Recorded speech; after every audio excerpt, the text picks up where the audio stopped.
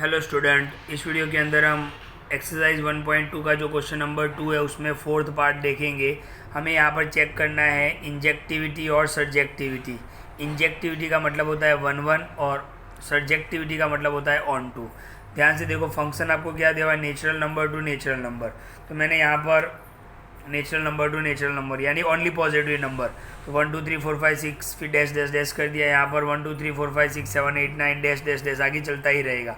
अब आप ध्यान से देखो, f x is equal to क्या है, एक्स क्यूब।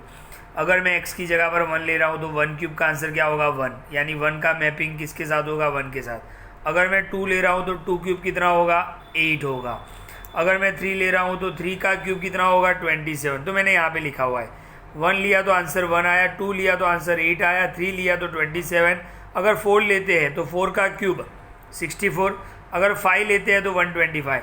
तो हर डोमेन की एक यूनिक इमेज है, यानी हर एक का आपको आंसर अलग अलग मिलेगा। तो यहाँ पर हम लिख सकते हैं कि every domain has unique image, so it is injective, यानी इट इज़ 1 1। तो 1 1 तो है, लेकिन ध्यान से देखो, क्या सारे ही कोडोमेन रेंज बन पाते हैं?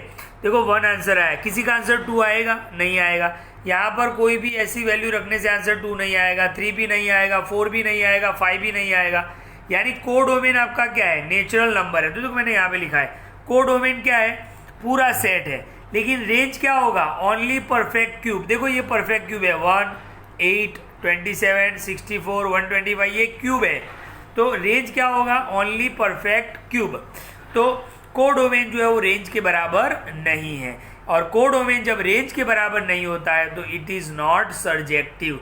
तो यहां पर हम क्या लिख सकते हैं, injective but not surjective, right. तो ये फोर्थ पार्ट था। फिफ्थ पार्ट देख लेते हैं, इस क्वेश्चन का last part, Z to Z। तो ध्यान से देखो, ये Z to Z हम बना लेते हैं। तो नेगेटिव नंबर भी होते हैं, पॉजिटिव नंबर भी होते हैं, ओके। जैसे -2 ले लेते हैं, 2 ले लेते हैं, 3 ले लेते हैं, -3, और भी आगे चलता रहेगा। यहाँ पर भी -1 0 1 -2 2 3 -3 डैश डैश डैश, ओके। अब आप यहाँ पे देखो, f x is equal to क्या है, एक्स क्यूब। ध्यान से देखना, अगर मैं -1 ले रहा हूँ, -1, तो -1 का क्यूब क्या होगा, -1। अगर मैं 1 ले रहा हूँ तो 1 क्यूब क्या होगा, 1, ओके।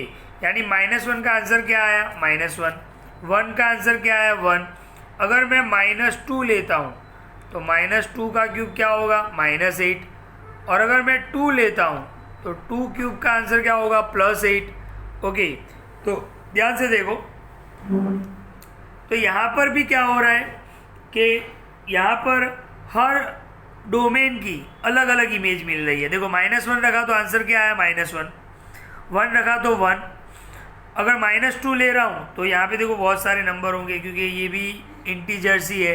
तो -2 ले रहा हूँ तो -8 आ रहा है, 2 ले रहा हूँ तो 8 आ रहा है, ओके। तो इसका मतलब ये हुआ कि अगर 0 लेते हैं तो 0 का क्यूब 0 होगा, यानी आप ध्यान से देखो, 0 0 हो जाएगा, फिर -1 1 हो जाएगा, ओके। -1 हो जाएगा, सॉरी, फिर ये 1 1 हो जाएगा। तो ध्यान से देखो, x की वैल्यू -1 थी, तो -1 का क्यूब करोगे तो माइनस ही आंसर मिलेगा, -2 का क्यूब करोगे तो -8 आंसर मिलेगा। यानी आप ध्यान से देखो, अगर मैं -2 लेता हूँ तो आंसर क्या मिल रहा है, -8। अगर मैं 2 ले रहा हूँ तो आंसर क्या मिल रहा है, 8। अगर मैं -3 ले रहा हूँ तो उसका क्यूब यानी -27। तो हर प्री इमेज की एक इमेज है, यानी हर डोमेन की आपको यूनिक इमेज मिलेगी। तो यहाँ पर हम लिख सकते हैं every domain has unique image, so it is injective, right. ये क्या है, इंजेक्टिव है। अब हम बात करते हैं सर्जेक्टिव की। तो ध्यान से देखो, क्या किसी का भी आंसर -2 होगा, नहीं होगा, क्योंकि यहाँ पे कोई x की ऐसी वैल्यू रखो कि -2 आंसर तो नहीं आएगा, -3 आंसर नहीं आएगा, क्योंकि क्यूब है। क्या है यहाँ पर, क्यूब है। क्यूब है तो मतलब परफेक्ट क्यूब ही आएगा। जैसे -1 आया, 1 आया, -8 आया, 8 आया, फिर 27 माइनस आएगा, +27 आएगा, यानी परफेक्ट क्यूब के अलावा कोई भी आंसर नहीं आएगा। तो यहाँ पर हम लिख सकते हैं कि कोडोमेन आपका क्या है, Z। तो रेंज क्या होगा भाई, Z तो है, इंटीजर्स तो है, लेकिन कौन से नहीं आएंगे, परफेक्ट क्यूब के अलावा सारे नंबर। ओके, तो नॉट परफेक्ट क्यूब, जो परफेक्ट क्यूब नहीं है वो तो आंसर आएंगे ही नहीं यहाँ पे। तो ये चीज़ मैं आपको आगे सिखाऊंगा, अभी आपको लिखने की ज़रूरत नहीं है। तो यहाँ पर आप लिख सकते हो कि codomain is not is equal to range.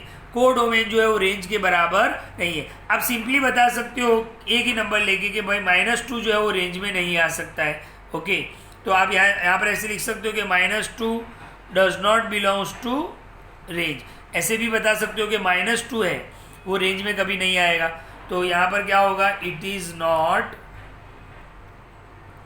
Surjective, यानी इंजेक्टिव तो है लेकिन सर्जेक्टिव नहीं है। तो ये था हमारा 1.2 क्वेश्चन, जिसमें हमने 4th एंड 5th पार्ट को डिस्कस किया है। वीडियो को ध्यान से देखिए और नोटबुक में आपको लिख लेना है।